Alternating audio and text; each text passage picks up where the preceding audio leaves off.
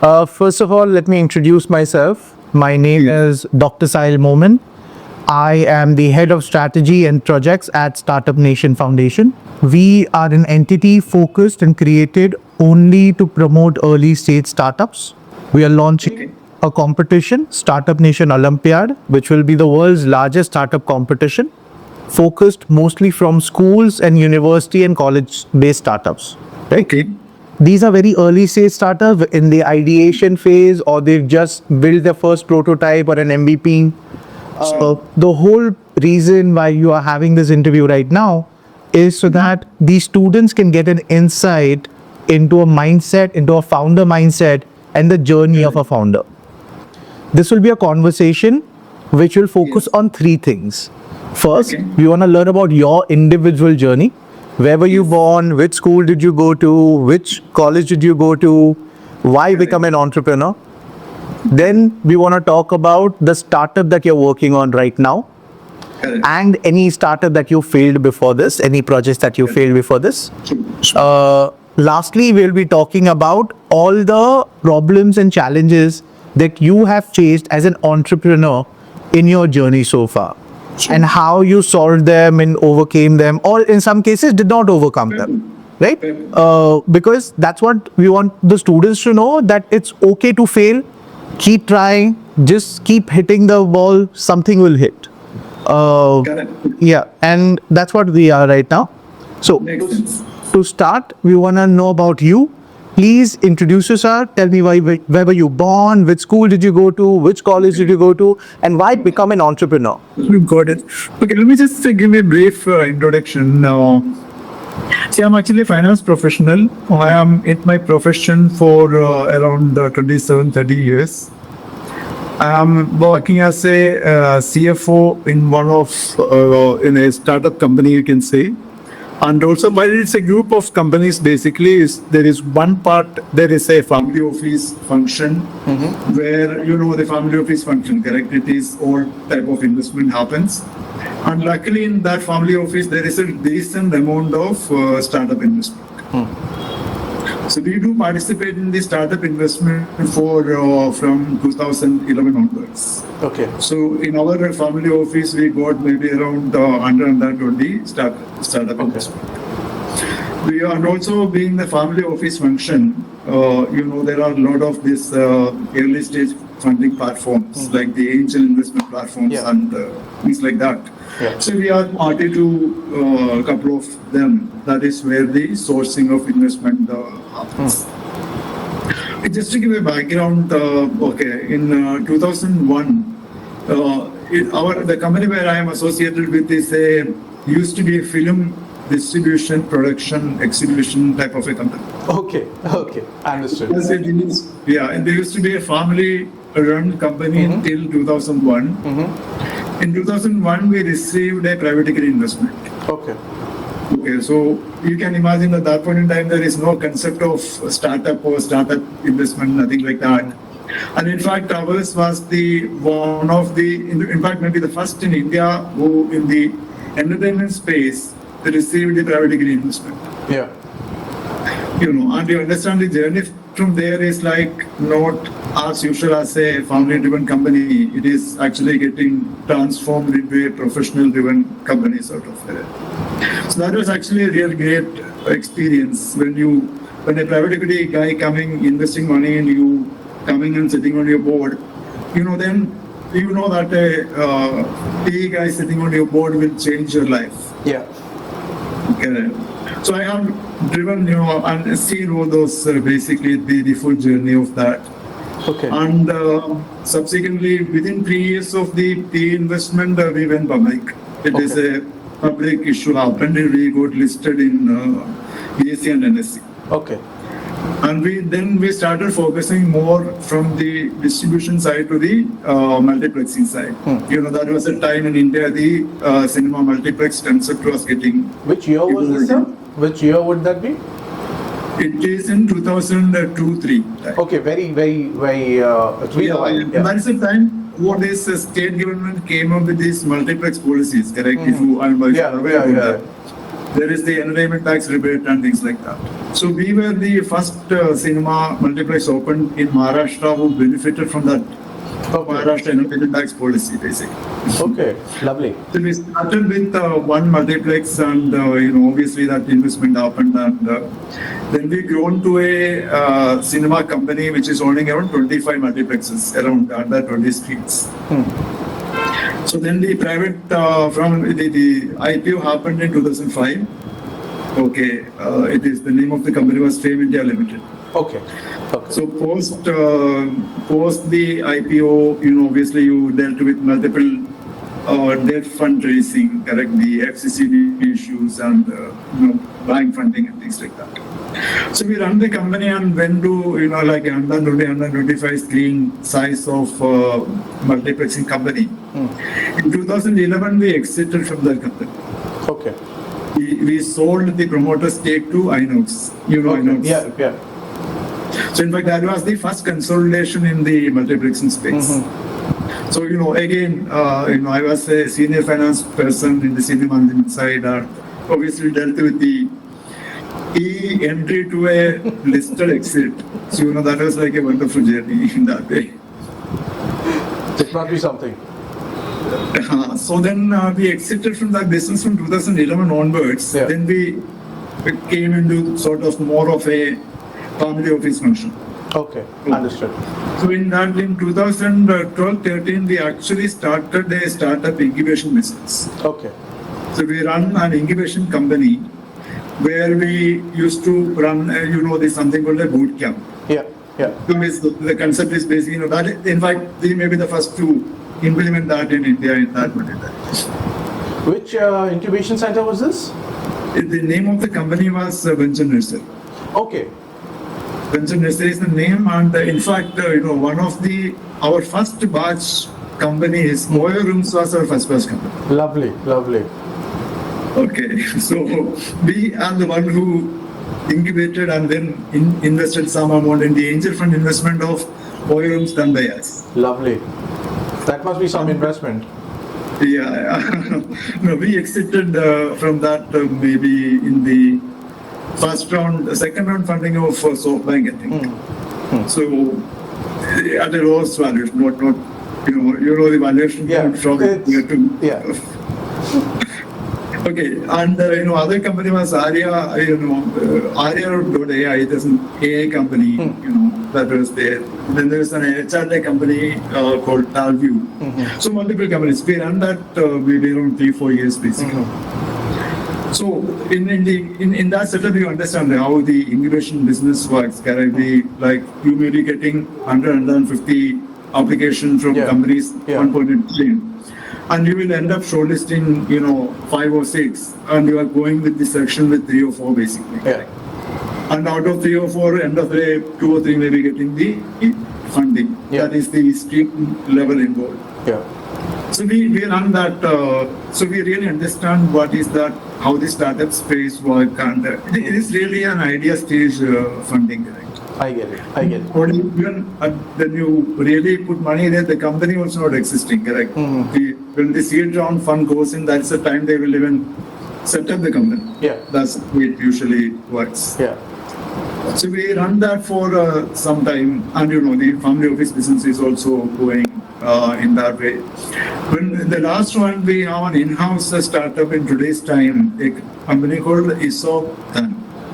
Okay, ESOP Dhan is from all of this experience of the startup ecosystem, we realize there is a gap in the ESOP exercise in India.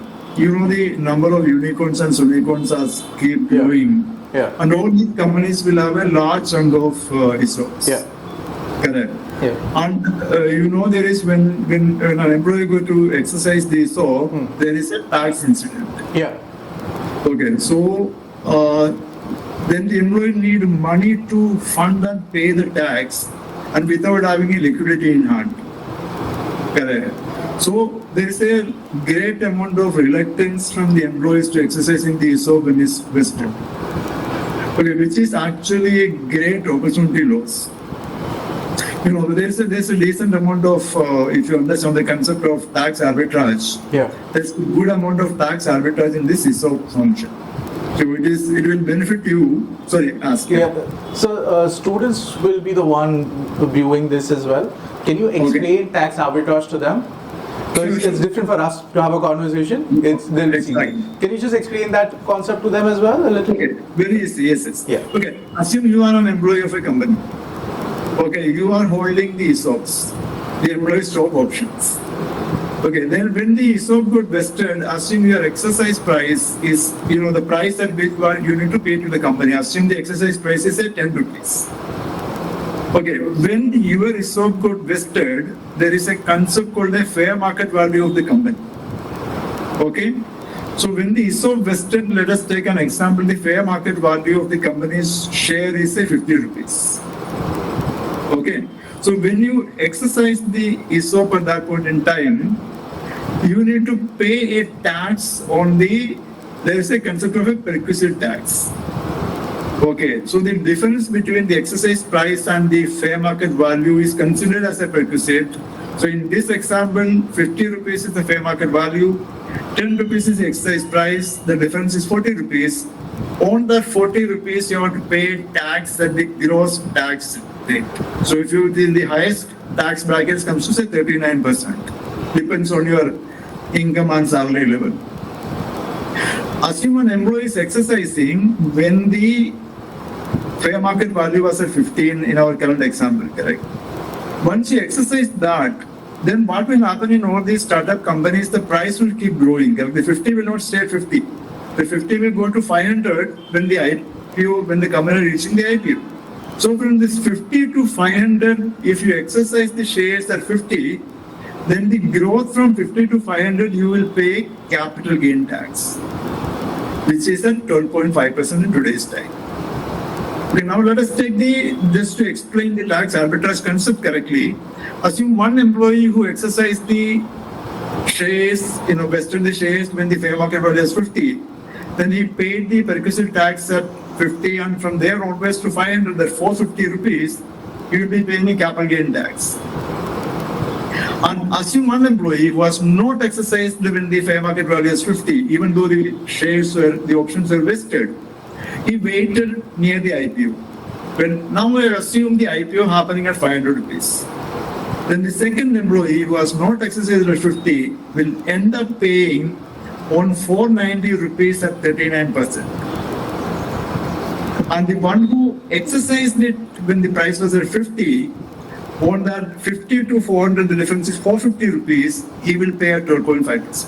Yeah. Now you understand the tax arbitrage is basically 39 minus 12.5. Yeah. So this is what is the concept. So this is what we are trying to help the employees. So what we are trying to communicate, if you exercise your ESOPs as early as possible, your money making concept, your ability to make more money is there. Yeah. That is the real tax arbitrage. Yeah. And it's a very unfortunate thing. I think I hope there is a better regulation around it, because what's happened right now is many companies, many startups, right? So I'll give a very brief thing to the students out there. What happens is startups do not have resources to hire premium employees. If I want to hire someone who has a current salary of 2 lakh rupees, I don't have the money to hire him at 2 lakh rupees. So what I do is I tell him how much you need to survive today. So he says 1 lakh, 1.5 lakh, whatever. So I tell him that I'll give you 1.1 lakh or 1.5 lakh rupee in salary. You will survive, but I give you 1.5 lakh above of that. So in ESOPs. So every month you will collect 1.5 lakh in stock options in the company. Correct. What happens is sometimes financial situation of the employee may vary quite a bit. So not always premium, sometimes younger ones. They don't have the tax available to it because you have to pay the tax to the government. This 39% is something that you have to pay to the government in order to just get those shares transferred to your name. And after that, when you sell the shares, that is when you have to pay the additional 12.5%. Exactly. So what Sir is explaining here is that if you, let's say when the company value is low, let's say the value is only 10 rupees, and if you have a share at that time, if you just buy it at that time, 39% will not mean anything at that time.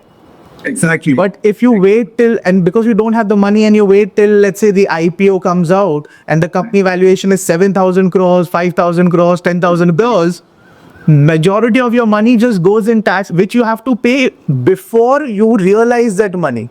So before you can sell the stock, you have to pay the tax, and then you're able to sell the stock, which is a very big issue in the Indian ecosystem. So you exactly said, in the nails auto. Okay, we exactly said this is what we are trying to solve this.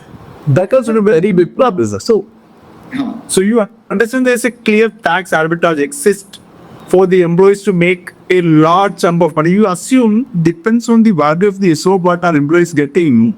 So it is an enormous, wealth creation opportunity for the employees when they exercise at the right time. Yeah. This is what we are trying to solve in ESOP then. What we are saying, we will lend the money to the employee to exercise the options. Oh.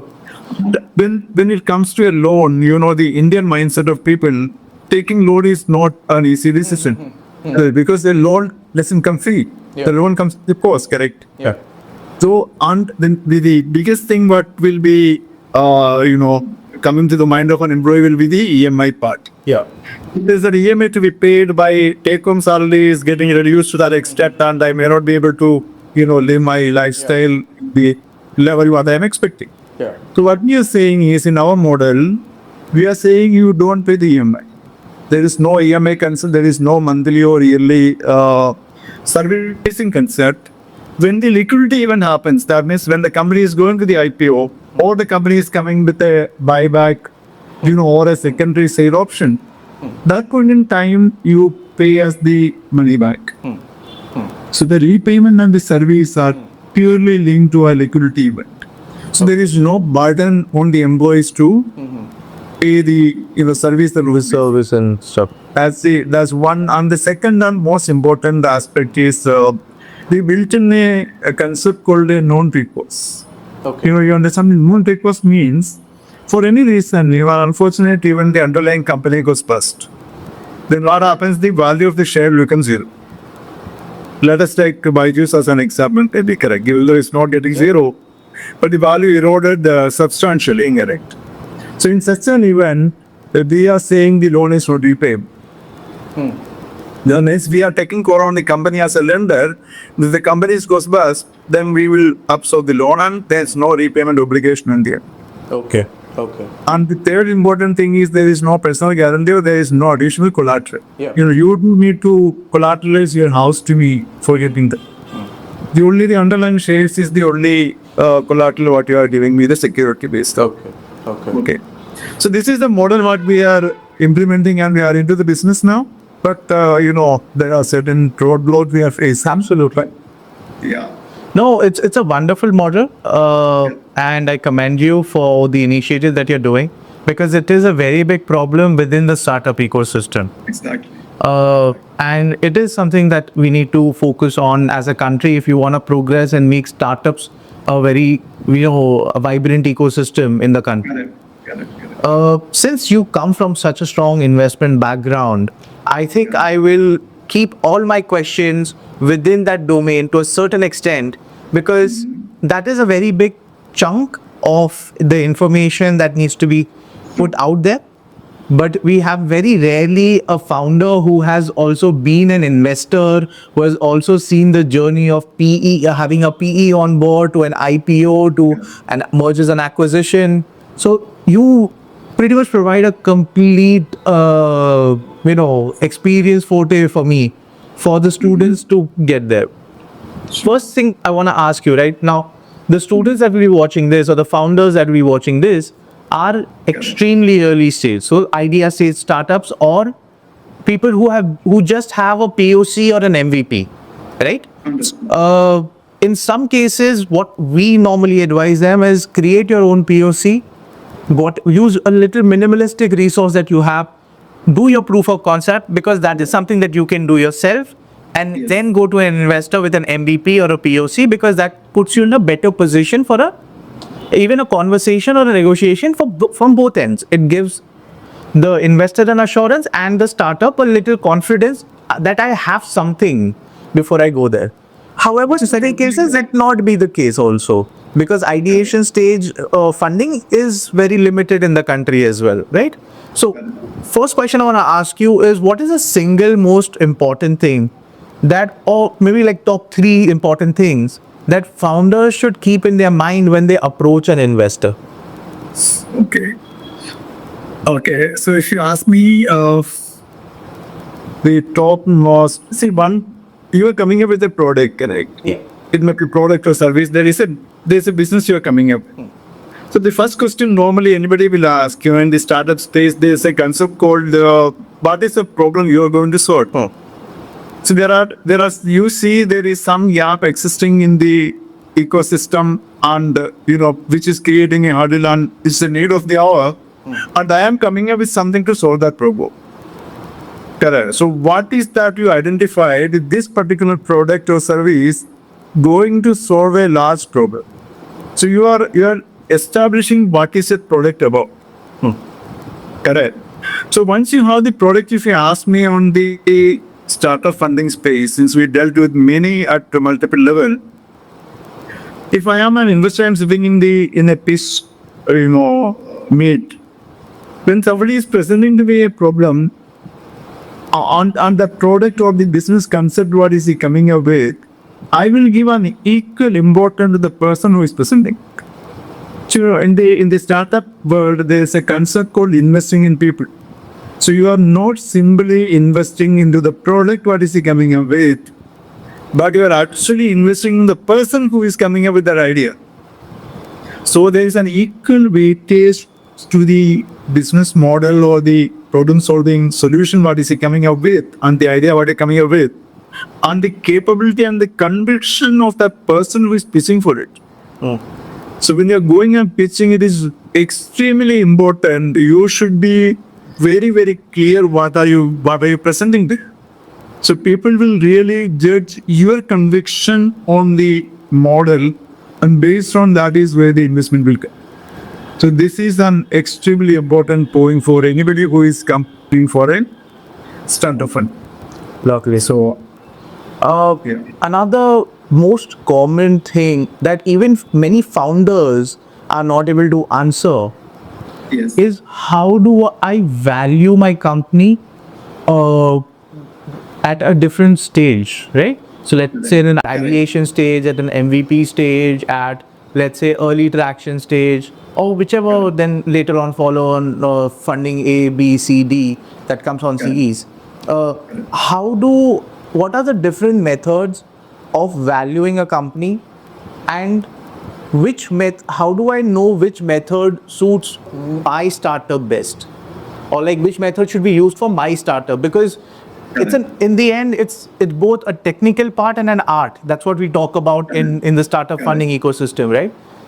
Can you please walk us through that? What are the models, and then how do I choose the model that fits me best? exactly. So, okay, when you talk about a startup funding or the early stage funding, none of the existing models will work there. There is no scientific method of valuing an idea. Okay. So because there is no revenue, no EBITDA, no PAT, nothing is there. It's just an idea. So that point in time, it is more of the investor's judgment. See, all the startup, the platforms, they will have an IC, an investment committee, which is constituted based on the experience. They see all these investors who's coming and investing in the startup, they all are proven businessmen at some point in time in their life. They may be coming from the various different segments. Assume you're evaluating a tech company. There will be a tech founders who exited from their business and coming as an investor. So there will be IC with the tech background people. So then you will put it to them to evaluate it, correct? So they will come up with, since it's an idea stage company, they will come up with some valuation. So as I told, there is no scientific method. But when the investors putting money, they will always see that the founders don't dilute too much in the initial level. See what happens when the investors put money, he will make money if the company makes money, or the company grows. Correct. So if you are trying to kill the founders in the initial time itself, the founders' interest will go away, correct? So we'll see that the dilution in the initial level is not too much. So that the founders having a good room to raise further rounds as they going forward, and when it's coming to a listing, is still hold a reasonable chunk in the company. You understand that well, correct? When each round of funding happens, the founders or the early stage people will keep diluting. So that will be one in the back of the mind. The investors will always keep that in the mind, and accordingly they will value an X valuation and put an X amount. Taking that amount is all depends if it's a real pure idea stage company. You see, the people will come with, I am going to develop this. I need an X amount to develop it. I'm going to take an X period to develop it. So it depends on all those factors. After counting all those factors, will decide this is the amount we need to complete the product level. Correct. The completing the production, or you're coming to a proof of concept level. Yeah. So that is the amount fund that they will decide on X percentage of holding for that money, basically. That is the initial stage. Initial one. In the initial. Yeah. When you go further, there are n number of methods of valuation. Somebody will say it's a revenue multiple. Correct. You are having an X amount of revenue, and you will apply an X amount of multiple. Again, the revenue multiple, there is no fixed number. Somebody should get 3x, 4x, 10x. There is no fixed number. Correct. Yeah. Again, depends on that business, depends on the segment. People will evaluate, is there any existing company assume you are in an Indian situation, you will say, is there any existing Indian company? And if it's listed, what is the PM or the sales multiple it is trading at? Correct. Or if there is nothing in India, people will go and see if globally is there anything exists. Then you discount to a listed entity to a listed, apply the discount factor and then multiply on a revenue multiple. Correct. So again, somebody will come and argue, no, it's an EBITDA multiple. So then again, that all factors will vary. Correct. So like this, there are a number of methods. Now, if you speak about the revenue in today's time, the concept of revenue definition is also bold. Correct. Yeah. We talk about an Uber or a Netflix or an Amazon. So the gross merchandise value is the thing that people will talk about. Correct? Yeah. Yeah. As the investment space is getting evolved, all these are keep happening. So somebody will say, I don't want my revenue is a small amount, but my GMV is large, so give me a GMV method. So these are the old various levels the evaluation will have. Correct. And there is no wrong or right in it. If we go back to this Byju's example, we keep talking about it. We will think, the largest of the largest PE guys are involved in it. Then if we value the company for $10 billion, whatever the methodology they applied is proven to be failed. Correct? You know what I'm talking about. So these valuations are all evolved at rolled, and there is always there will be a demand supply sort of a thing. If the investors in a better bargaining position, the investor will bargain a bit. If the company is in a better bargaining position, they will bargain a bit. And it is a consensus decision between the company and the investors.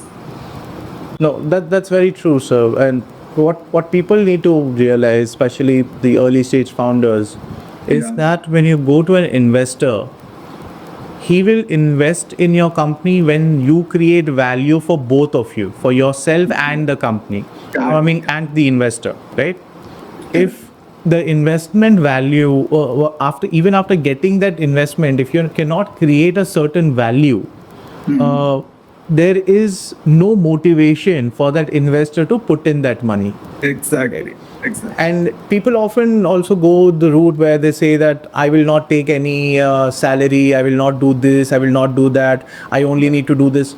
The investors are not your enemies. They are there to facilitate you. If you cannot survive, you cannot pay yourself, we know that you will not be able to run a company properly. 100%. Yeah. So you don't need to do anything like that. Like sir rightfully said, assuming you have an idea and it requires, let's say, 200 rupees for it to execute a certain key point indicator. So let's say your first sale in the market, when you launch your product, so it requires 200 rupees. Correct. But 200 rupees is a very big number which an investor doesn't want to put in. That's when you break those things down and you create smaller parts of it. Let's say you ask the investor for 20 rupees first for developing and testing out, getting them a proof of concept that the science or the technology or whatever whatever market that you want to cater that is actually interested, or the product and services that you're talking about is executable. After that, in stage wise, that is where you create a multi-level investment strategy where people can come in, and with each investment there is a value creation that is done for the business, not just okay baba this. It's not a valuation game, so leave those valuation games on the side. It will not create a value for the investor nor for you. So I don't know if you have a lot of time today. I would love to take the conversation a lot. Yeah, You have? I can spend that. Okay, good. There are certain things that I want to talk to you about. In an early stage, investors invest in founders. This tagline is very prominent in the founder and investor community, right? Correct. When you talk about, or team for that matter, investors invest in the team or the founder, right? Exactly. A big part of a startup is the very core and initial team. Correct. How do you, as an investor or as a person with an investment background, judge the team to identify whether they'll be able to execute the dream that they're trying to sell? So how do you identify, let's say, a founder market fit, right? As you rightly said, the team is a very deciding factor to any investor to put money. See, when you are coming on, the pitching session may happen, maybe, it can be 2 minutes to half an hour, it depends on various things, correct?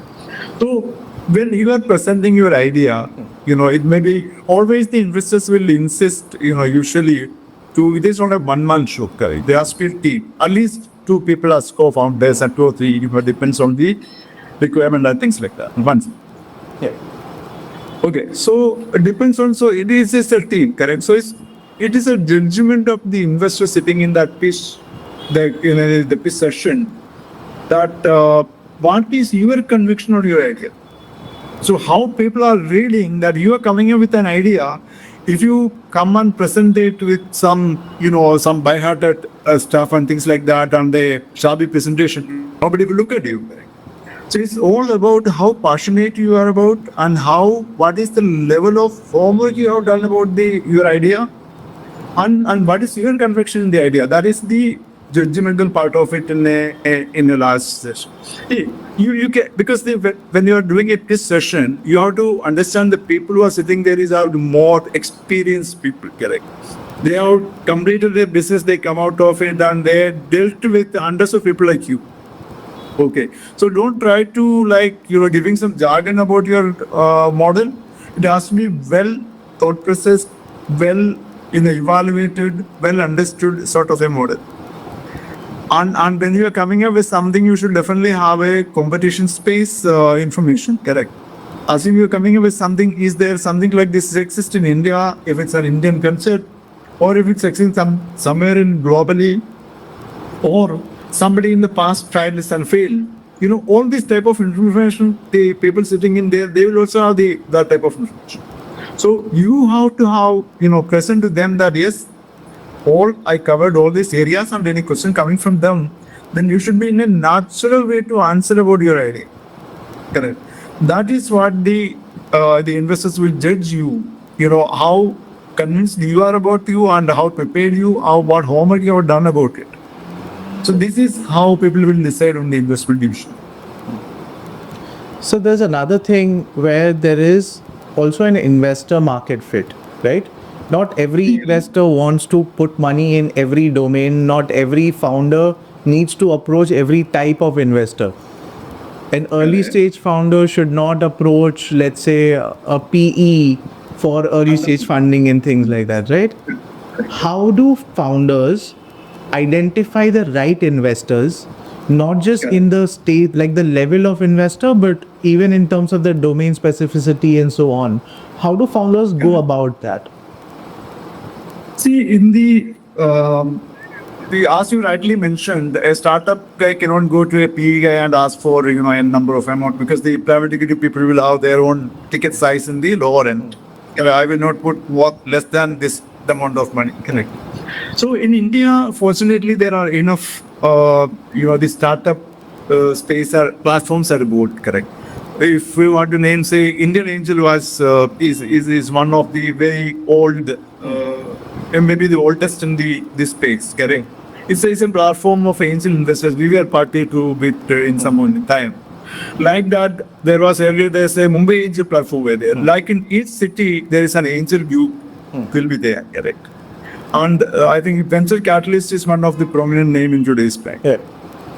So like that, in each segment, there will be the angel funding platforms. If you ask me frankly, the angel funding level, there will not be a segmentation. They usually evaluate all type of companies.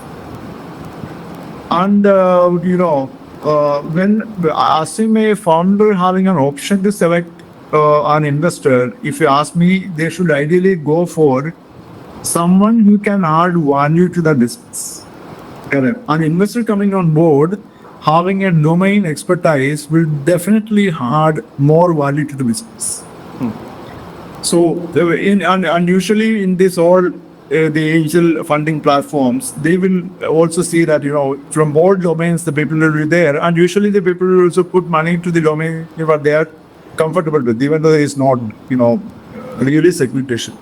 But that is the way it is being evaluated. And in today's time also, there is a lot of startup fund. On this angel platform, they also having a fund created. It's not a private equity fund, sort of, it's a startup fund. So he again can approach those platforms to raise. So it is, in short, initially it is mostly in India, it is the angel funding is the platform in the idea stage or the early stages are. Okay. Yeah. So we spoke about different funding agencies, PE, we've talked about VCs, we've spoke about family offices and angel networks. Unfortunately, I should have asked this question earlier because I forgot that the students would be watching this. Can you tell us, for the students, the bifurcation and the differences between all these segments, like different types of investors, because they may not know what they are? So if you ask about the angel platform is an association of group of people, correct? Then will be somebody who is running the platform. In this platform, there is n number of people coming as an angel investor. Okay. So then from this angel investor community itself, they may have internal committees they set up, the investment committees and and the mentoring committees. They will select n number of people as mentors, and each investment they may appoint one person as a mentor, or they are appointing a person to the board. It will always be decided by this platform that who is the domain expert in that particular business goes on the board, things like that. So the angel investment, if you ask me, is more of it is not a structured in that way. And one point a early stage founder should be aware about in case of an angel funding. Assume there are 20 people investing in that angel funding round. This entire 20 people individually will hold the shares. Which is an important point, because what happens when the Series A, Series B, Series C happens, when the larger private equity people come on board, invest into that company, that time those people may see this as if I may use the word, the nuisance sort of, because a lot of people are sitting as individual investors in the cap table, may not be seen as a very positive point by the late stage investors or the PE people. So then what happens, when the larger PE round happens, they will try to give an exit to the angel investors. So this is an important point. There is nothing wrong, no right or no wrong in it. When you coming and starting the business, you have to have these angel platforms, and you are bound to have this more number of people coming to the cap table. There is no solution for that, but at the same time, you should be aware about it. Yes. So that is one important point, and not in the angel funding side. It is not a fund coming and sitting as a shareholder, it will be n number of people coming and sitting into your capital as shareholders. But when you go to the private equity or a venture capital fund, it is a fund, correct? So that there is n number of very well established fund. So the fund structure basically how it works, correct? Is somebody who is running the fund, and the fund will collect the money from their investors. And the money comes to them as a fund, and the fund will have guidelines, what is their investment strategies and things like that. And after seeing it, the investors will put money into the fund. And when a PE or a VC fund investing into a company, it is a fund coming as a shareholder and not the investors. Correct. So, and once a fund is coming in, definitely that is when the last stage happens, Series A or Series B or Series C happens, there will be a proper shareholders agreement that they will come on the board, they say board representation, and there will be a number of do's and don'ts to the promoters, the standard, the SHA terms and all. That all will happen. And in the more professional way of running it, they will come and guide you, because it is the interest of any level of investor for the company to grow. Correct. If the company grows, then only they will So that is the basic concept of a fund or a angel investment concept. We forgot family offices. See, family office also many a times they may either come on this platform of the angel funding, and they may take a larger co-investment right. Assume a company needs 50 crores, correct? And the angel platform is saying, I can put only say 10 crore, and they will ask the family office, do you want to come as a co-investor? Then the family offices depends on their investment strategies. They may take a larger ticket size in the investment, and they come as a co-investor. So the family office is somewhere in between an angel investor and a PE fund. Correct.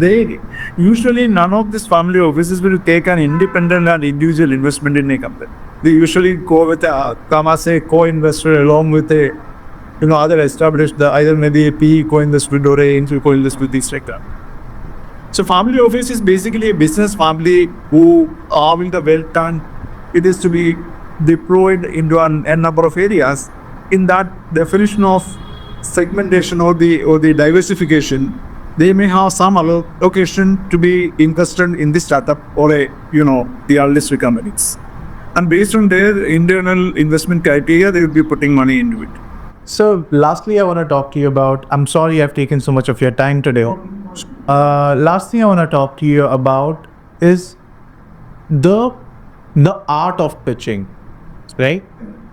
People don't really know this, but there is a certain level of art when it comes to pitching, because it's a method of storytelling.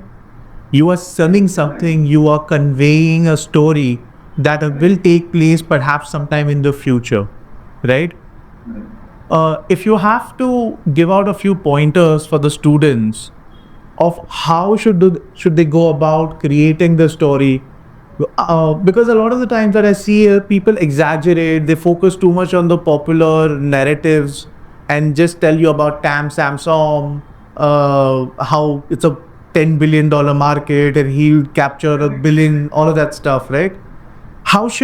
What advice would you like to give to the students when he's trying to create a story around his startup idea, right? Correct. Okay. I think we covered in the key points there. Again, it will come back to the conviction on how you are telling the story, correct? If you ask me, try to avoid the jargons in the pitch deck. Okay. And whatever the data you are putting into has to be factually correct. As in you are talking about a market share or a market value of a particular idea. You cannot say that the valuation will be 20 billion in next 2 years, and that is the market size of the idea what I am trying to build. Nothing like that. It all has to be the factually correct information. Correct. At the end of the day, when and the pitch deck will also have some amount of a business model. Correct. When you are preparing a business model, what is the investor is interested about? Okay, boss, I like you, I like your idea, everything. End of the day, will have to show me the money. And you're asking me an X amount today. After a number of years, where is my money going to go? Correct. So there has to be a very clear, well-defined business model. The business model should talk about what is your thought process of implementing your idea and growing that in the matured business, and what is the period that would happen. You should have the clarity on all these parameters. And if you ask, you are coming up with anything, what is your go-to-market strategy? How are you going to add your n number of initial people, initial customers? Correct? Who are your customers? What is the strategy you are going to, go to acquire the customers?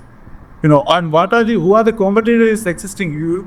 These are very important point. Correct? If you don't know who are your competitors in today or tomorrow, correct? There may be some business you come with, there is no competitor today, and how easily or difficult to come and copy paste your idea on the last group coming and implementing the same thing in the next level with huge amount of money, then where do you stand? So you should have very clear idea about what are you pitching, is it existing anywhere, or is it easily replicable? Because at the end of the day, the industry is interested in only one thing: I need to make money. That's it. You should be in the position to convince that I am asking an X amount today, and this is what my idea, this is what my journey, this is what the time I am going to take, and after a number of years I am going to reach here. This clarity coming from the initial the proposed promoters is what an important factor for the investors. Right. Thank you so much, sir, for a lovely conversation today. I would love to have you on board for a more detailed podcast with all the other startup founder mentors. This is on domain-specific investments or domain-specific strategies and so on. But for now, I'd love to conclude the meeting for today. And I thank you for taking the time out and talking to us. Last, I would also like to invite you for the finals of our grand finale of the competition. This will be in last week of November or first week of December. And we are hoping we'll have about 2,000 to 2,500 startups presenting there from 10 different domains. It'll be a lovely sight to see. Wonderful. Yes. When is it going to happen? It should be in Mumbai, sir. We are planning it for Mumbai. Yes. I'm based out of Pune, but Mumbai is just more convenient because we'll have international speakers and a lot of people coming in from everywhere. Oh, man, yeah. Okay. Thanks, wonderful. Thank you so much for Thank you.